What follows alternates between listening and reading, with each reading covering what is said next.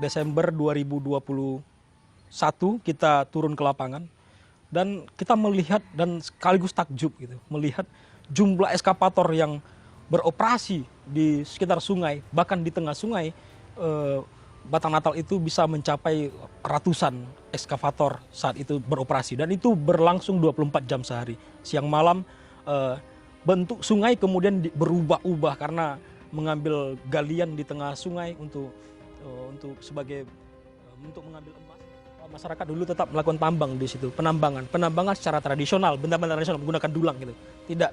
Tidak mengubah wajah sungai, tidak mengubah bahkan air tetap jernih gitu ya. Tidak seperti saat ini menggunakan eskavator. Emas ilegal yang ada khususnya di daerah aliran sungai Batang Natal, ini sebenarnya kan fenomena lama ya.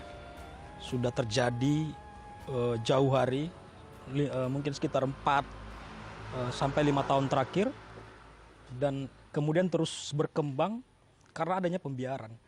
Jadi hari ini problemnya makin membesar sehingga rasanya semakin sulit bagi pemerintah untuk mengatasi hal tersebut.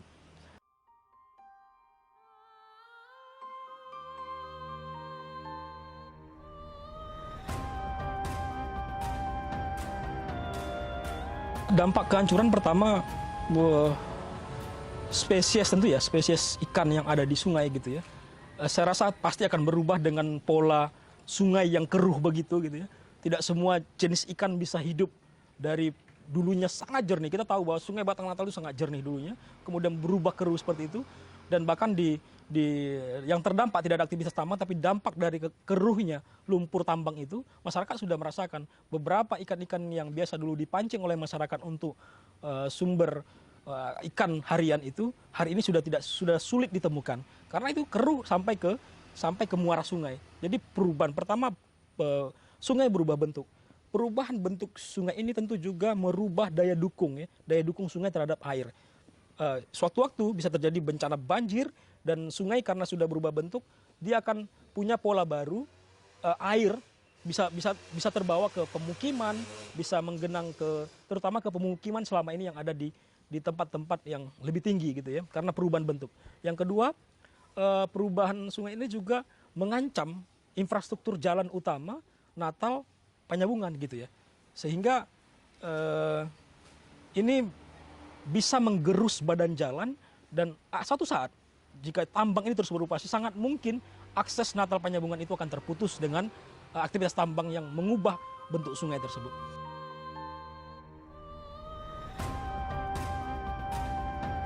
Aktivitas tambang ini sudah berlangsung bertahunan gitu ya, dan itu dipertontonkan secara gamblang, tidak ditutupin, tidak ada harus sembunyi-sembunyi. Karena kalau kita dari Penyambungan ke Natal itu akan terlihat di pinggir jalan itu, pinggir jalan sebelah kiri kalau dari Penyambungan Natal itu sungai, aktivitas tambang itu ada di sungai tersebut gitu.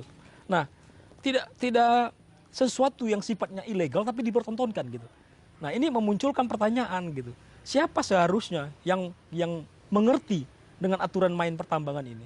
Pertama ya tentu ada aparat yang harusnya bersikap sejak awal, bersikap tegas dengan aktivitas tambang ini. Nah, pertanyaan itu kami munculkan mengingat tidak sampai jumlah eskavator ratusan, tidak ada tindakan dari aparat kita. Itu ada apa?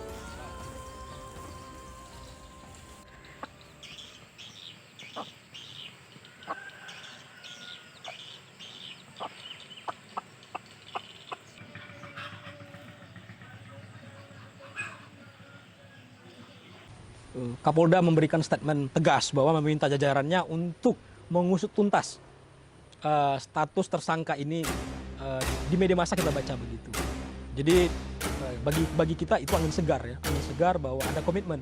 Nah, pertanyaannya, berapa lama kita akan menunggu ketegasan ini hingga pada keputusan yang kita paham bahwa seluruh pemain tambang yang ada di mana itu akhirnya bisa diusut oleh aparat negara gitu. Kalau statementnya masih ketegasan gitu, saya kira ya kita berikan inilah dukungan gitu ya terhadap Kapolda.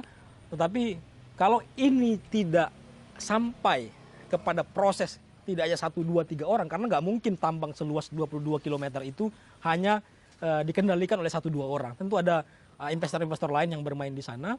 Saya kira itu harus menjadi catatan bagi Kapolda, jadi jajaran supaya mudah-mudahan serius melakukan pengungkapan dari tambang ini karena kerugiannya cukup besar.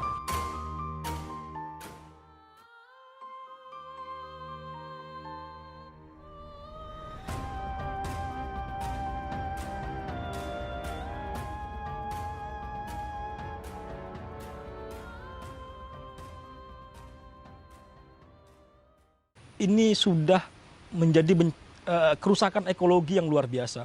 Dan ini kerusakan ekologi yang butuh waktu panjang untuk mengembalikan situasi ini kembali pada seperti semula gitu.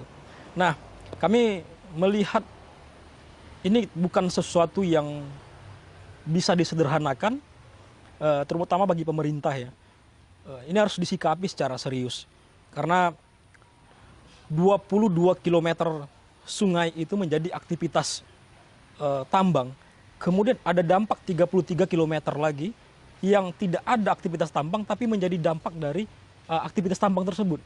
Karena kan tambang digali dengan eskavator 24 jam sehari, kemudian sungai menjadi keruh, lumpur terbawa sampai kepada muara Sungai Natal.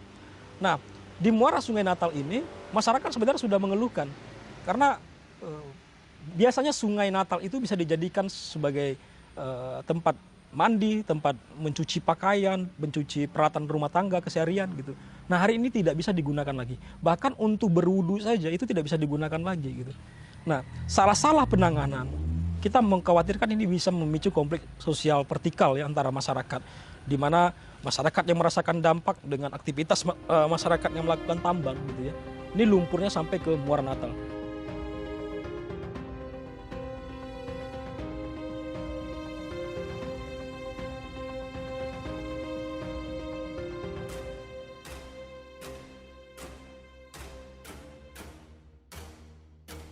Dulu masyarakat di sana menggunakan rata-rata itu berkebun karet, kakao, dan ini ada beberapa pedagang gitu ya. Tetapi rata-rata bergantung pada sektor pertanian. Nah, ini yang perlu menjadi pekerjaan berat bagi pemerintah daerah. Karena ini juga bagian dari sumber-sumber ekonomi. Menjadi penambang liar ini kan menjadi aktivitas sekarang bagi masyarakat di sekitar situ.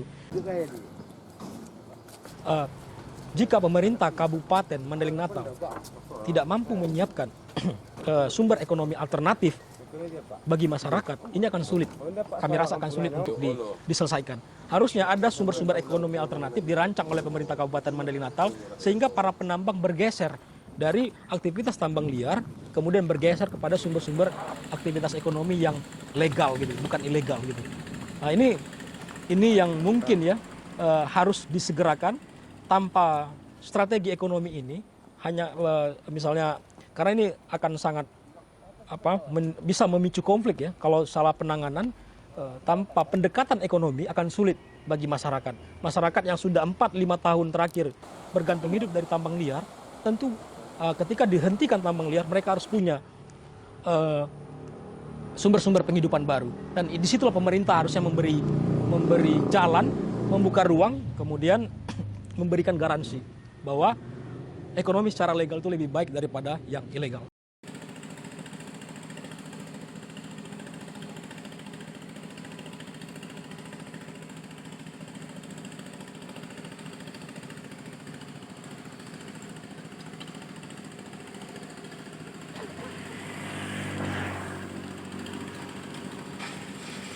Segala aktivitas tidak ada, ya memang sedikit peralatan-peralatan masih ada, bekas-bekas pun jejak-jejak peralatan masih ada, ya bisa kita curigai aktivitas masih terjadi di sini. Artinya Bang, ini belakang ada tindakan tegas aja gitu? Ya, tentunya kami sebagai aparat penegak hukum di Kabupaten Mandailing Natal tentunya akan melaksanakan apa yang menjadi tugas pokok kami di sini, yang mana ini memang melanggar Undang-Undang Minerba, dan himbauan kami kepada para pelaku yang ada di lokasi ini, kami harap untuk menghentikan aktivitasnya Apabila ini tidak diindahkan, ya kami akan melakukan tindakan represif tentunya penegakan hukum. Demikian. Pak, bagaimana dengan sungai-sungai yang lain? Apakah akan ada penindakan juga? Kalau memang nanti ada indikasi di sungai yang lain terjadi aktivitas ini penambangan liar, ya tentunya pasti akan kita lakukan hal yang sama. Nah, inilah bekas-bekas aktivitas penambangan liar. Kita lihat sendiri bagaimana rusaknya alam yang diciptakan dari pelaksanaan penambangan ilegal ini.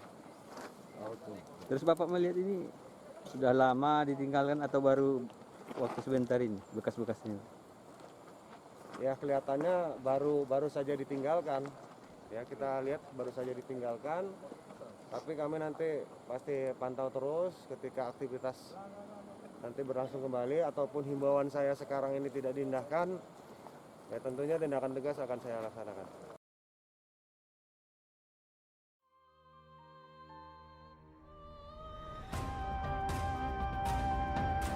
Berharap pada pelaku penambang liar, mohon hentikan, ya, mohon hentikan. Ini negara hukum, ya, ini negara hukum. Mohon saling harga menghargai. Lingkungan yang saya lihat sudah begitu rusak, ya.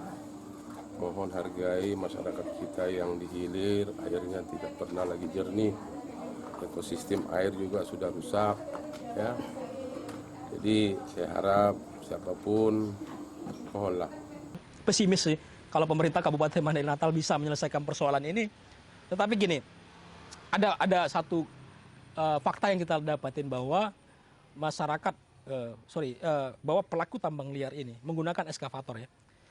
Pelaku tambang liar menggunakan eskavator tentu menggunakan bahan bakar. Bahan bakarnya apa? Solar. Dan dari mana sumber mereka mendapatkan solar subsidi ini untuk menjadi bahan bakar eskavator?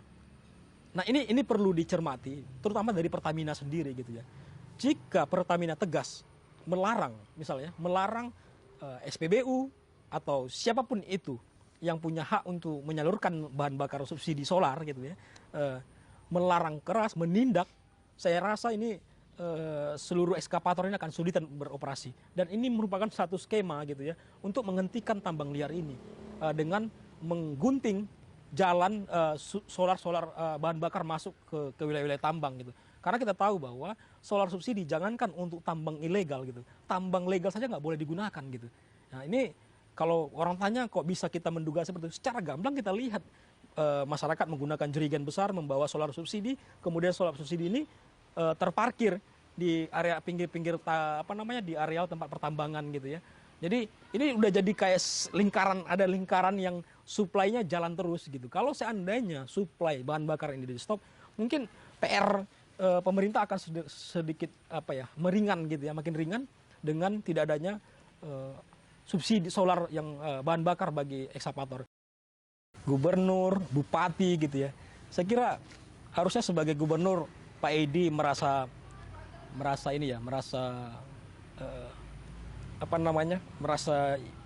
cukup tidak percaya diri, saya rasa ya, karena gini, berkali-kali beliau menyampaikan statement gitu ya soal penutupan tambang, hingga hari ini juga tidak ditutup gitu. Nah kemudian ada statement lagi soal ekonomi dan sebagainya. Saya kira wacana kita kurangi dalam penyelesaian konflik tambang ini. Yang harus dikedepankan adalah program konkret, bahwa Pak Edi datang ke Batam Natal, beliau bukakan kolam ikan atau beliau serahkan alat-alat ekonomi yang baru di sana. Mungkin itu akan jauh lebih baik daripada kita berputar di wacana yang membuat masyarakat akhirnya semakin runyam gitu loh. Akhirnya lama-lama masyarakat semakin nggak ngerti gitu. Karena 1 tahun yang lalu Pak Edi menyatakan tambang akan ditutup. Sampai hari ini kita datang tambang tidak ditutup kan. Ini nggak mungkin. Saya kira ini Pak Edi perlu dibantu, saya kira, untuk menyelesaikan persoalan ini.